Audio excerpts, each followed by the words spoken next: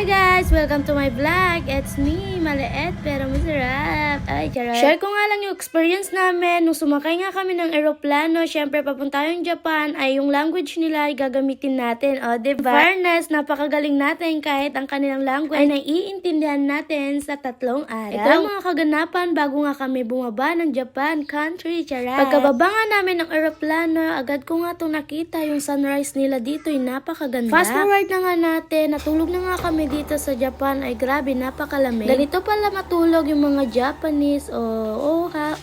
Grabe, yung condominium pala nila, ay ganito nga yung style nila, ay napakalinis. Ay, pack na pack talaga, ay gandang-ganda ako dahil libre ng mga plato at baso. Pwede ka na nga uminom ng tubig dito, may dishwashing pa. Open air nga pala yung bintana nila dito. Kasama na nga din pala namin yung mga anak namin dito sa Japan, agad-agad ka pala kami nakakuha ng passport nila. Ito nga'y napakagaling din dahil nga pagpunta mo dito sa condominium nila ay pwede ka nang kumain agad. Habang si ate ko nga pala ay busy nga dahil nga nakaan ni wifi nga dito sa Japan. 3.5 nga lang yung pagkuha mo ng rent dito kapag nga pumunta ka dito. Pagkatapos nga kaming kumain, nagkape, ay gumala na nga rin din kami dito sa pinakamagandang tanawin na malalaking building. Pak, napakaganda talaga. O paano pa yan? Bukas na lang ulit dahil day 4 na namin bukas dito sa Japan. Bye-bye!